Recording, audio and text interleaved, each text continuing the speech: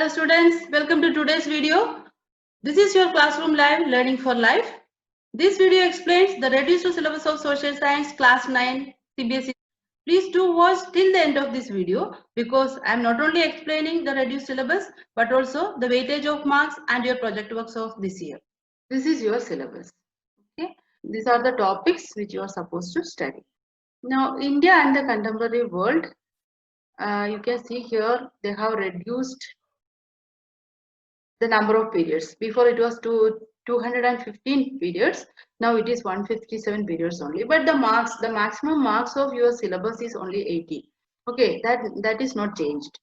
The total marks is 100 and 20 marks you will get internal assessment or your project. Okay, for written exam you are going to get 80 marks. So all these 4 topics, each one carries 20 marks. So that it came as 80 marks. Okay. So India and the contemporary world 1, this is the history part, this is geography part, this is your civics part or political science part, and this is the economics part. So each part carries or each unit carries 20 marks. So total maximum mark is 80 marks. Now we have to see that which topic is cut for this year. Okay, first 3 chapters you are supposed to study. In the section 2, the livelihoods, economies and societies, whole chapter cut. Okay, it is not there for this year to study. Now next is the pastoralists in the modern world. So you know that last year these pastoralists were there. Actually this is a very long chapter and it's a very dry chapter. Actually it is taken out, is good for you. Okay, so this chapter you don't study this year. Next, coming to the unit 2, drainage.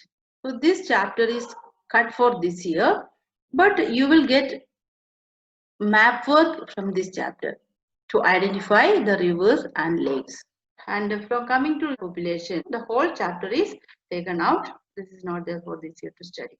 Now unit 3, in the constitutional design, there you can see the first topic, democratic constitution in South Africa, is taken out for this year. Now democratic rights, that whole chapter is not there. Now come to food security in India. This full chapter is not there. Food security in India. Why food security? Who are food insecure? That whole topic have been taken out. So you need not study this year. That okay. These are the chapters which reduced in from your social science chapters. Okay. Yeah. Now come to the project work. So in class 9, every student has to do a compulsory project work, that is disaster management. The main objective of doing this project is create awareness about a disaster. Okay, so you have to know what type of disaster can happen in your locality. That is why you are doing a project on disaster management. The second objective is prepare the students to face such situations. Suppose a disaster happened in your locality or in your life or in your area, how can you face it? How can you survive from it? So to learn that, this project will help you. Next is ensure their participation in disaster mitigation plans. So government, when a disaster happens, the government or the organizations will do some mitigation plans. So how can you participate in such kind of plans? Okay, so that you have to know how you have to participate in it. Then enable them to create awareness and preparedness among the community. So first of all, you have to know that how can you survive from this disaster, and you have to make awareness in the public. Okay, so to help them to face this type of disasters. By doing this project, your life skills can be enhanced. Okay, so that you can help yourself and others.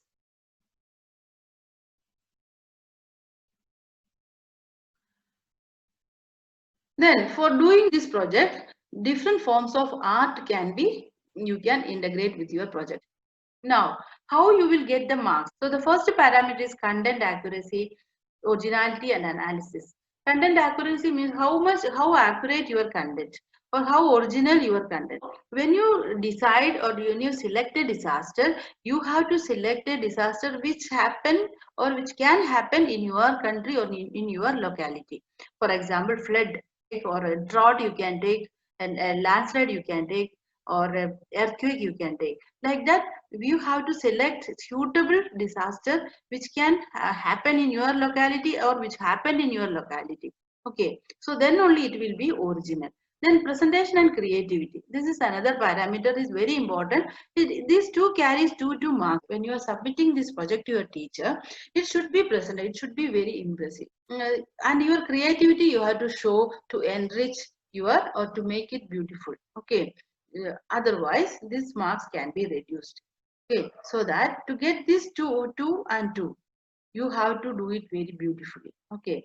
Next is the Viva. Viva, you all know that your teacher will ask some questions from this project to know that how much you involved in this project to make it beautiful, how much your effort is there. To check that, the teacher may ask you some questions. Now this is about your question paper design. Okay, so this also is very important for you to score good marks. You have to know the design or the pattern of your question paper. Here you can see in the question paper, the board is assessing some competencies of you. Remembering and understanding. In this part, you will get 28 mark questions only. Out of 80, you will get only 28 marks questions from this part. These 28 marks are descriptive mode questions. That means the weightage is only 35%. Now applying in the sense application level questions. Whatever content you studied, how can you apply in your life?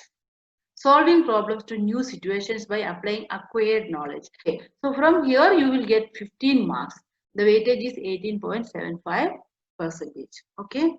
Now formulating, analyzing, evaluating and creating. You can see this is little vast part and this is the most important competency which the board is assessing. That means 32 marks. Okay, so here only you are getting descriptive model questions only 28 out of 80 and your application level questions is only for 15 marks, but formulating, analyzing and evaluating and creating, you are going to get 32 marks. Okay, so the more weightage you are supposed to give in this part. What type of question you can expect from here? Here you will get a question like making your own judgment, making your own conclusions, making your own opinions about a particular subject or topic. Okay, and these questions will why the board is asking means this will improve your reasoning power. This will improve your understanding level. Now coming to the last part, that is a map skill. Map carries or map work carries 5 marks. So total you are getting 80 marks and the weightage is 100%. This is the way the pattern of questions are coming for the board exam. See here, internal assessment. This is for 20 marks. Okay. So from the 20, 10 marks you are getting for periodic assessment. That means your teacher is going to give you a periodic assessment. That means a pen paper test for 5 marks. This can be included like a written test, a weekly test, a unit test or a surprise test. The teacher can take any type of written test or pen paper test for these 5 marks. The other 5 marks carries for your multiple strategy work. That means it can be a drama, a role play, a quiz competition, a group discussion, a seminar, a debate, any kind of such activities can given by your teacher and this carries 5 marks. Next is portfolio. That means it carries 5 marks. This is any exemplary work done by you. That means you may be a very good orator or you are participating in national olympiads or any other competitions or any achievements you have done in that particular year. This all can be considered as your exemplary classwork, okay, or assignments. This will carry 5 marks. Next is subject enrichment activity. That also carries 5 marks. That is your project work. You know that the project work we have discussed, that is the 5 marks project work of the disaster management. So this is the 20 marks of your internal assessment. Okay. Now come to the map work. So map items. What are the maps you are going to get in this year, 9th standard? From history part, you can see the French Revolution is the first chapter. From there, you will get a outline political map of France. Here you have to locate and label whatever is given here. You can see that the Bordeaux, the Nantes, Paris, Marseille. These all places you have to locate and label. Only just identification. Next is socialism in Europe and the Russian Revolution. Here you will get the political map of world. Here you have to locate or identify the central powers and the allied powers. Okay, the countries you have to just locate. Next is Chapter 3, Nazism and Rise of Hitler. Here you will get outline political map of the world again, and here you have to, in this map, you have to locate and label the major countries of Second World War. That is the Axis powers, Germany, Italy, Japan, and the Allied powers, UK, France, former USSR, and USA.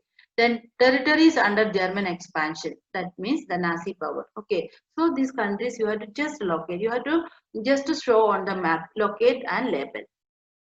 Next, coming to geography, the outline political map of India you are going to get. In that, you have to locate and label Indian states with capitals, the Tropic of Cancer, the standard meridian. These three topics you are supposed to do in your India map. Now, physical features of India, you know, you have studied what are the physical features from there or among that topics. Here we are marking only mountain ranges, mountain peaks, plateaus, and coastal plains. Now, chapter 3, drainage. Only map items of this chapter as listed below to be evaluated in examination. The Himalayan rivers, you have to locate, okay, identify. And peninsular rivers, the Narmada, the Tabi, the Kaveri, and the Krishna, the Godavari, the Mahanadi.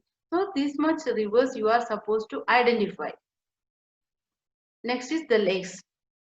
The Vular lakes, the Pulicat lakes, the Samphar lake, and the Chilka lake. Next is in the climate chapter, areas receiving rainfall less than 20 centimeter and over 400 centimeter. So just identify that area. Next, natural vegetation and wildlife. From there, the vegetation type, only vegetation type you have to mark. That means tropical evergreen forest, tropical deciduous forest, thorny forest, montane forest, and mangrove forest. Just identify. National parks. Okay, this is very important. National parks, bird sanctuaries, and wildlife sanctuaries. This is all about your revised syllabus of social science. Now, so you can see that many topics are cut, and so it is easy for you to study. So these are the things which you need to know for this year. I hope this video was helpful. Please like, share, and subscribe. We will meet in the next video. Thank you.